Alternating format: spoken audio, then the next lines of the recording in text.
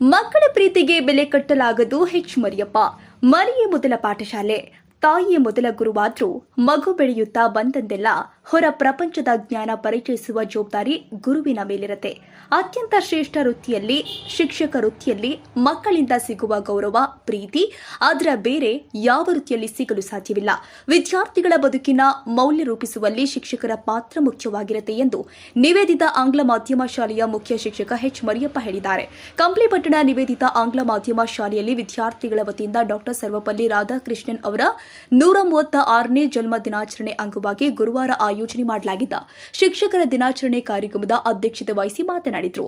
ರಾಧಾಕೃಷ್ಣನ್ ಅವರು ಒಬ್ಬ ತತ್ವಜ್ಞಾನಿ, ಅತ್ಯುತ್ತಮ ಶಿಕ್ಷಕ, ಉಪರಾಷ್ಟ್ರಪತಿ, ರಾಷ್ಟ್ರಪತಿಗಳಾಗಿ ಈ ದೇಶಕ್ಕೆ ಅತ್ಯಮೂಲ್ಯ ಸೇವೆ ಸಲ್ಲಿಸಿದ್ದಾರೆ. ಸ್ವಾತಂತ್ರ್ಯ ಹೋರಾಟದಲ್ಲೂ ಕೂಡ ತಮ್ಮ ಅಗಾಧ ಬರಹಗಳ ಮೂಲಕ ಹೋರಾಟಕ್ಕೆ ಕಿಚ್ಚು ಹಚ್ಚಿದ್ರು. ಸಾಮಾನ್ಯ ಶಿಕ್ಷಕ ಸ್ಥಾನದಿಂದ ರಾಷ್ಟ್ರಪತಿ ಸ್ಥಾನಕ್ಕೆ ಏರಿದ ಅವರ ಸಾಧನೆ ಅನುಕರಣೀಯ.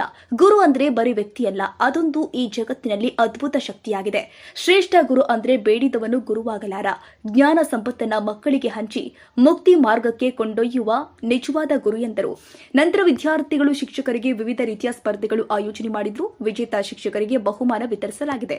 ಮಕ್ಕಳಿಂದ ನೃತ್ಯ, ಮನೋರಂಜನೆ ಕಾರ್ಯಕ್ರಮ ಏರ್ಪಡಿಸಲಾಗಿತ್ತು. ಈ ಸಂದರ್ಭದಲ್ಲಿ ಕಾರ್ಯದರ್ಶಿ ಕೆ ರಾಮು, ಮುಖ್ಯ ಶಿಕ್ಷಕಿ ಎಂ ಪುಷ್ಪ ಸೇರಿ ಎಲ್ಲ ಸಹ ಶಿಕ್ಷಕರು, ಶಿಕ್ಷಕಿಯರು, ಸಿಬ್ಬಂದಿ ವರ್ಗದವರು ಉಪಸ್ಥಿತರಿದ್ದರು.